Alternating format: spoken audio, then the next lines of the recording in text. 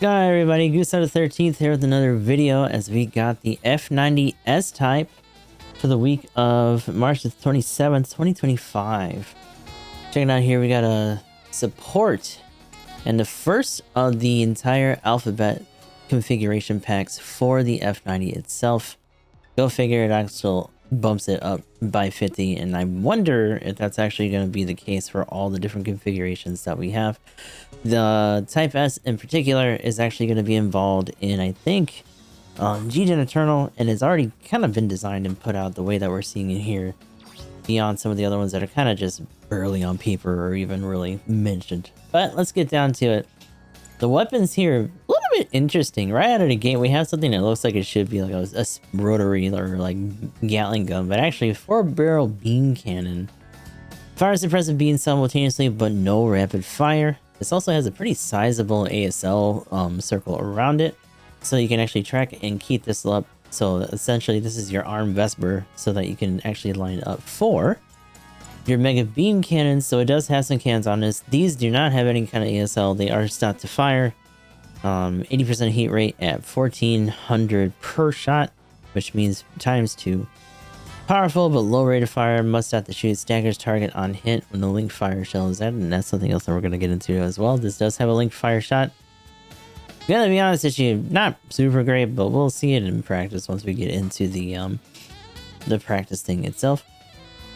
But here you can see that it is the cannons themselves and the 2-tube missile pods in tandem, which what a hell of a follow, really, this out of everything. But the incendiary themselves, obviously fire tick, only 2 shots in these at 800 each and a range of 400. That being said, everything in this kit is like 400 plus when it comes to the main guns, outside of obviously the Vulcans, which are 200.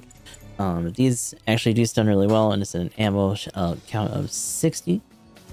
200 range here, and it does actually have a composite sight in the Gooch. You got a weird Gooch cannon, but you can do this for a quick ping and to find out where everyone is in the area. Temporarily spots all enemies within firing range, and the range actually is of 450.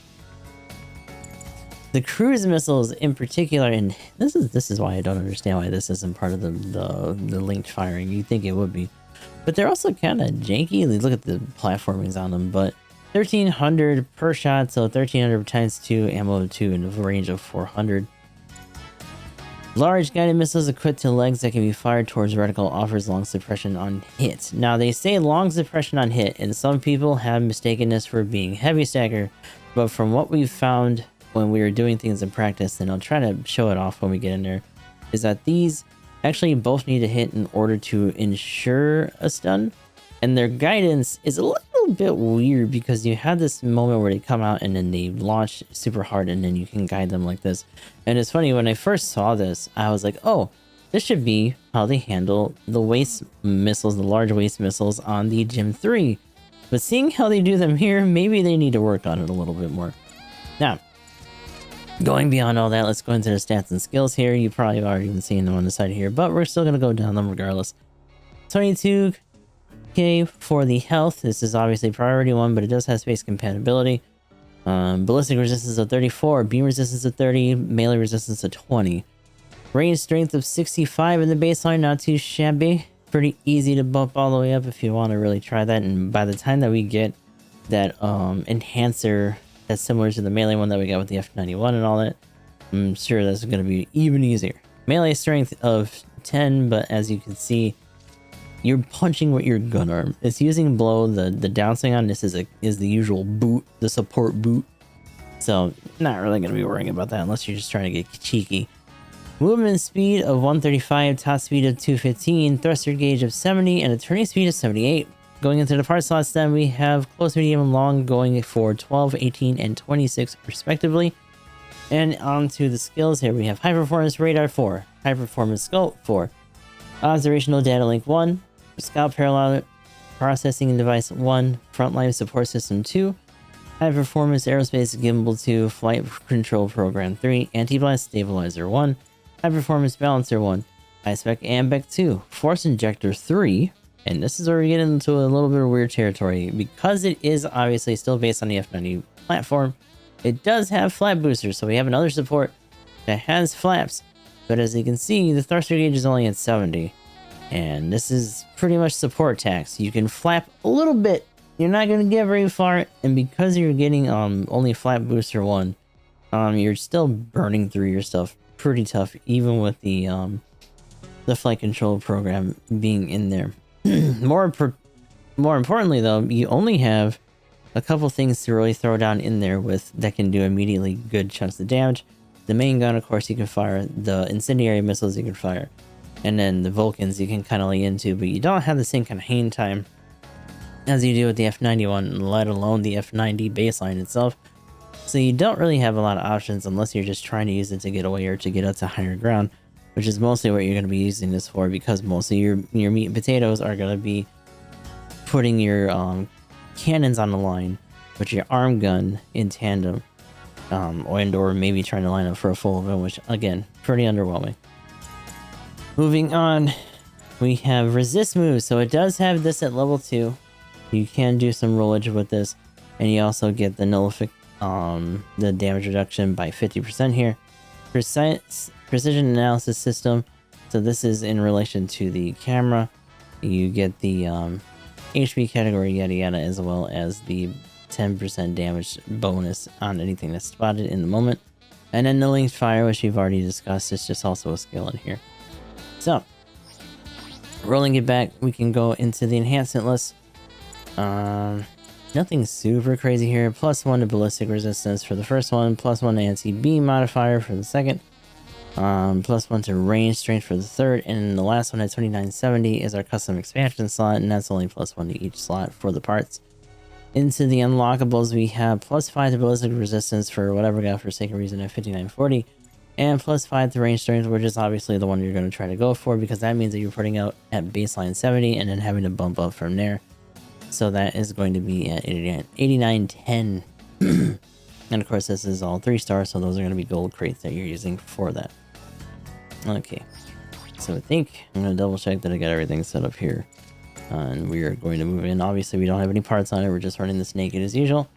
And we're going to put this into our practice scenario and see what is going on with this goofy ass suit.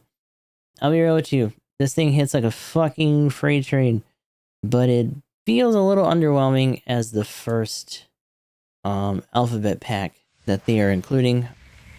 But considering that this is a 750 and people are running around in big man phases, having this has already kind of changed things a little bit because of how fast it is.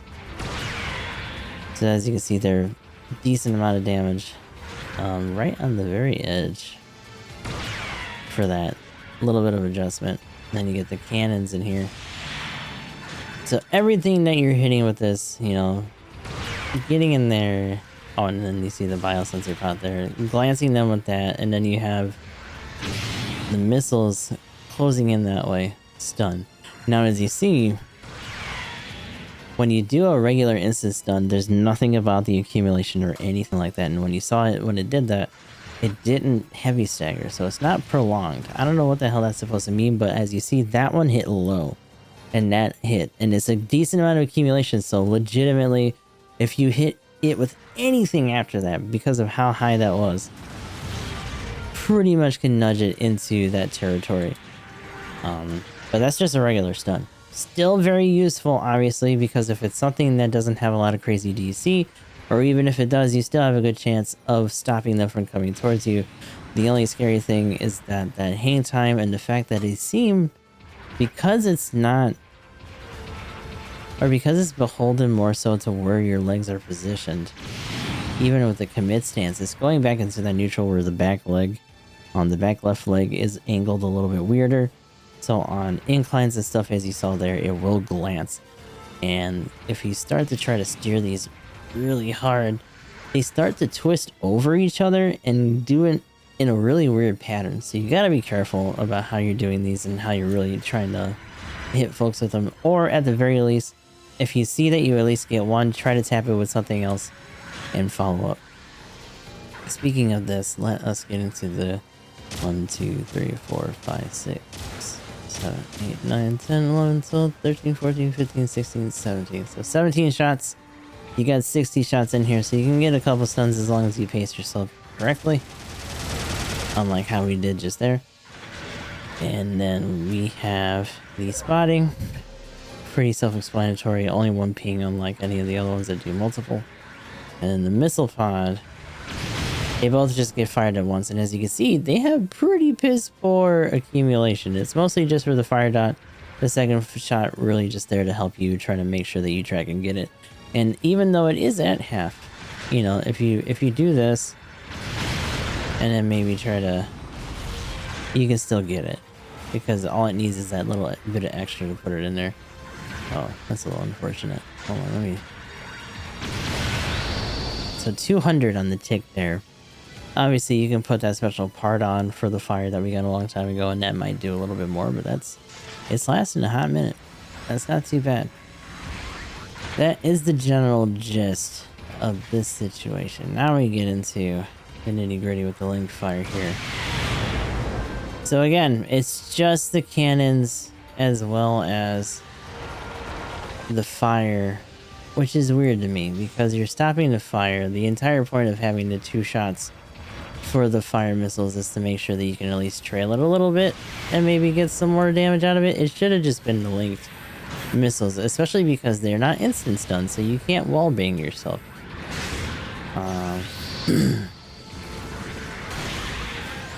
Usual boot and all that dumb junk for this.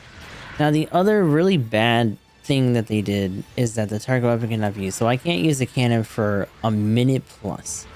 And even when I can use the cannon again, I cannot do the linked fire again in this life. I have to die in order to be able to do it again, which I think is ridiculous. That's really crazy to me. So you're telling me I do that, and all I'm really getting out of it is an extra little bit of fire dot, which I could honestly just do on my own, like hit and then bam bam, and probably have a better chance of making sure that these hit, especially if I'm only glancing with these or if they just push through it any fucking way, because it's just a regular stun, you know? In fact, because it's just instant stun. That being said, decent amount of damage with this and the cannon. I'd love to show you, but the cannon is also down. Missiles, you can actually see it visibly tick down there. Now that being said, you can see them visibly ticking down, but unlike something like the Faz, which is like constantly just chunking it down, or has really big shots coming out of the double beam rifle, you really gotta hope that you have several of these on your team doing stuff. And that's something that some of the more current contenders, when it comes to like the F91, this version of the F90 and junk like that, they do have a bit of a hard time really taking down the base fast. Big Man Faz being on your team can definitely help with that, and I'm assuming eventually once we get some more stronger suits for this sort of thing into the cost range, we'll see them starting to get put in there as well. But this is another week where we did not have another 750 banner, and that at least this week they have an excuse. Specifically, we have the other Overon with the Shiki Kai parts on it. It finally got its 7-step banner out there after it was messed up originally. But something to keep in mind, and I'll talk about this in a second, is the way that you gotta acquire this. But for right now, we're gonna move on to the usual showcase match. We actually got a decent one in there towards the end of our run over on Asian's account, which is where we got this. Big shout outs to him for at least wanting to bite the bullet and get this thing, because, you know, goofy support, definitely up his alley. But we're gonna put that match right around here. All systems green. Helena. It's go time, folks. Give 'em hell.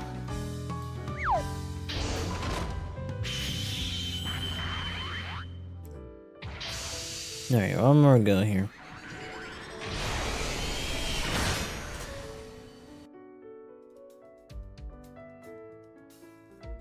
Commencing operation.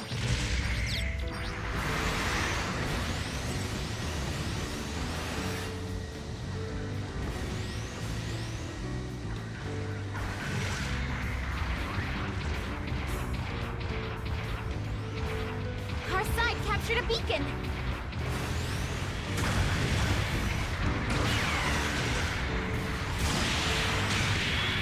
rigidity time on both sides. Jesus.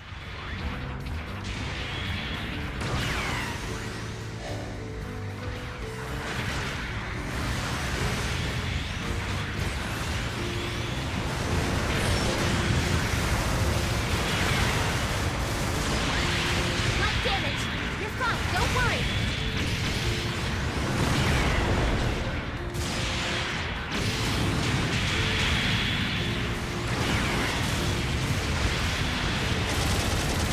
Enemy unit down.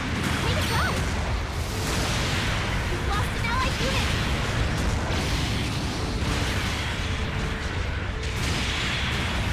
We're taking some big hits. Careful now. Ah, shit. Enemy marked. The hell is that? Nearby allies.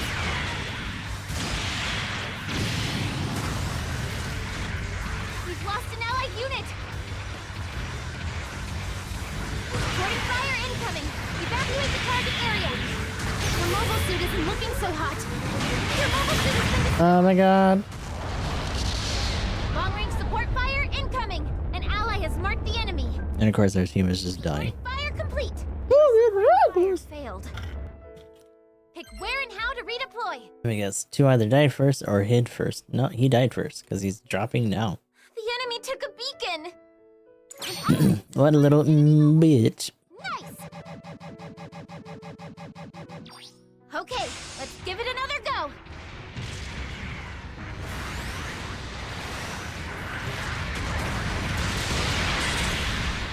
Enemy unit down. Way to go.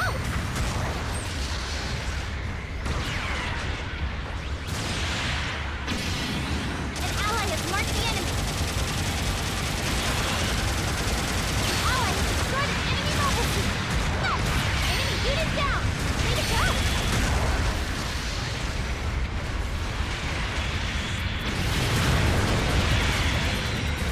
Light damage.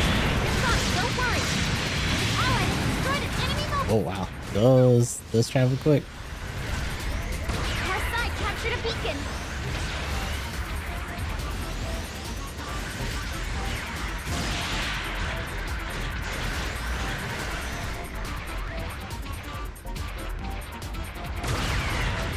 Fine.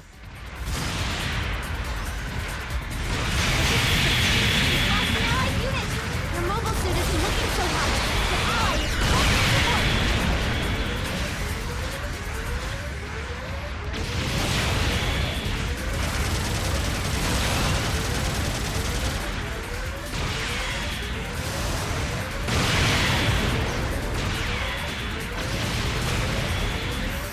Your mobile suit has been destroyed. No.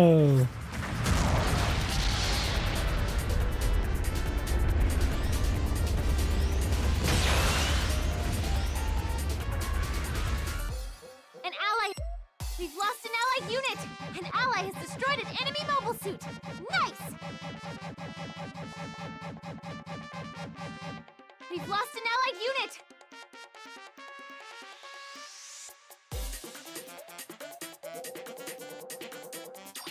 Okay, let's give it another go.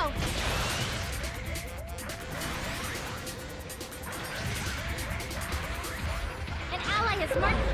Enemy marked. Alerting nearby allies.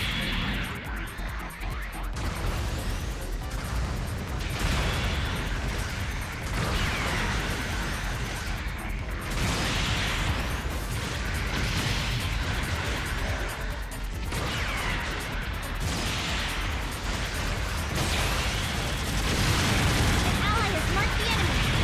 Light damage. You're fine. Don't worry.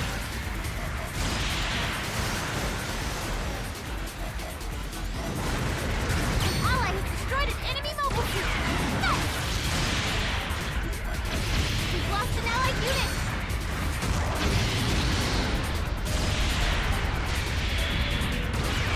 Things are going our way. We're taking some big hits.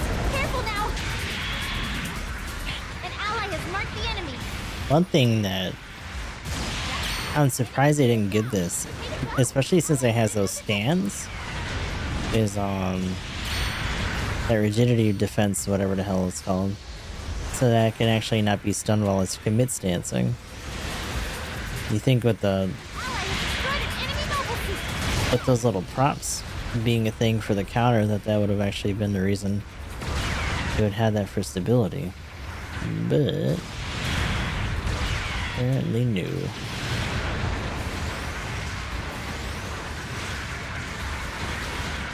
Enemy marked. Alerting nearby allies. We've lost an allied unit. Ooh,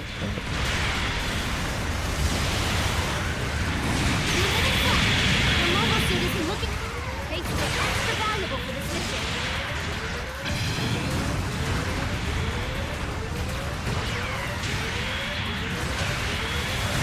oh my god.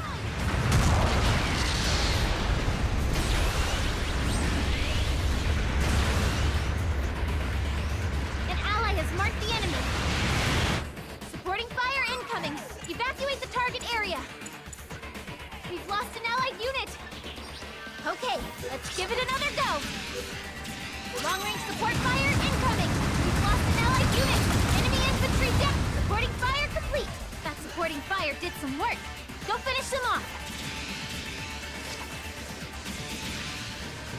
Why did it put my shit so far away?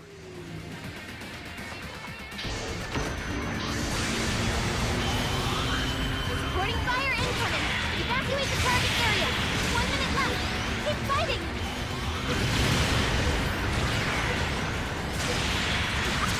Long-range support fire incoming. Supporting fire complete. Shit. Your supporting fire failed. The 3 is still way up there.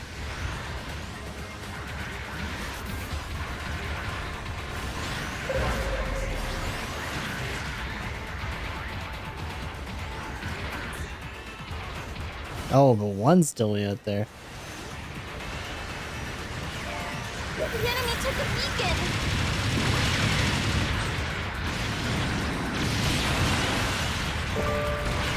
Wow, you're doing amazing. Talk about impressive. An ally has marked the enemy. An ally has marked the enemy. An ally has marked the enemy. Your ally has destroyed an enemy mobile suit. Enemy marked. Time's up. Whew. Mission accomplished. You and your crew did it. Oh.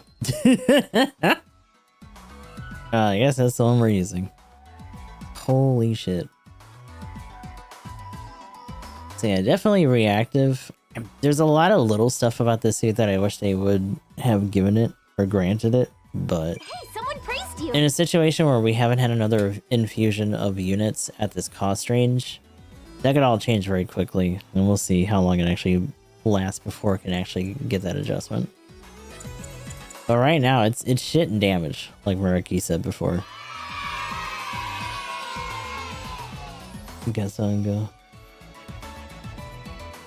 So we'll see how this goes going forward. Here are your rewards from the battle.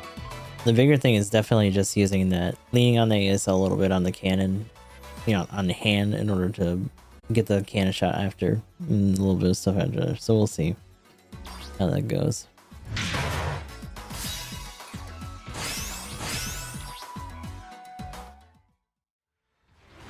And that was our match in the F90S. As you can see, pretty zippy, pretty responsive. I would say that's the bigger thing about this, even though the way that they handled the kit isn't super great. When you're having to chase down a bunch of these shit-ass F91s and their little Vespers hitting all this stuff, and you know, the big reason that Big Man Faz is the pick to do is because of the shock dampener and all that junk. And obviously, if it taps you with that beam rifle, you're pretty much licked, because that's like 5k plus, Lord knows. And especially with the part that this, or that the Overon comes with, it's actually giving you more damage against type advantage suits for supports. It's a support-only part, which I think that's the first of its kind to be like that when it's a unit type only part. Now, a lot of people are saying that because it's taking away health and because it's think it was like only 7.7% or something like that. Like, it's because it's a generally lower percentage for the slottage, it may or may not be worth it. But when you're dealing with really big slot numbers, especially on level boosted suits, there are people who will probably put it in there, because we've already been seeing videos of people putting it on the big man Faz so that the big boy cannon can get that little extra bit of tap out without having to switch over to another weapon. So put that on your double beam rifle and just, you know, fucking smoke somebody. But, you know, again, this is a much more flexible suit. It's got a much smaller profile. It's still gonna get picked on because it doesn't really have anything to really block with. But again, you know, everything on this has a decent amount of accumulation in it. And as we've been seeing, because there hasn't been any new raids introduced to the cost range, the match that I had and some of the other matches that we had multiple of the S-type and or just an accompanying Faz, you know, is supporting friends right now. So I think this is a decent addition. It's interesting for them to go into doing the f90 mission pack variants this quickly. And I wonder if this is just because they already had this design ready and ready to go, and just how many of the alphabet designs we're going to see. But this is a 3-star, which is another thing that's important, is that at the very least, we're not going to constantly have, you know, the full 7-stepper that you would get for like a 4-star suit. However, the banner that we got this on, it was a 4-stepper, and unlike other 4-steppers that we've seen in the past, it did not have a guarantee at the end. It was just a guarantee for more suits at a certain, like, the entire last thing is going to be all multiple suits, that kind of thing. That's pretty nasty, especially when it's on a week where we already have people, you know, trying to give a shot for the new part. Maybe not necessarily the over on support itself, but a 7-stepper to go through to get that part one way or the other. But that's the one main criticism I will have about this and any other gacha game, is that they know what they're doing. A lot of their practices when it comes to these are pretty predatory. And although I will say that this is a zippier, more responsive, and just all around probably better choice than, you know, trying to stick with the Faz because of big dig damage, you don't need it. The Faz can still do the job. You know, this is the reason that we have multiple Fazes or multiple supports at this cost. It's just your sheer volume of fire and coverage, and that suit can still handle that. And, you know, as people learn some of the other stuff and start to get more other, like, suits, hopefully once they put another 750 step up out there, we'll be seeing some more of those strategies start to evolve and take shape in different ways. But this is a fun addition. Again, glad that we're still at least getting more f90 stuff. There's obviously a lot of other things from other side stories and things that they could be doing, and we'll probably be having to look forward to that either in Anniversary or in Golden Week or whatever going forward. But that is the long and short of it, at least for the F90S. We'll be playing this throughout the week for dailies, as we're going to be sticking around in 750 for our streams, so be sure to like, comment, and subscribe, and keep an eye out on your notification tabs for when we go live, since we do play our dailies every day. And until then, I hope you guys have a good rest of your morning, night, or whatever, and I'll talk to you all in the next video.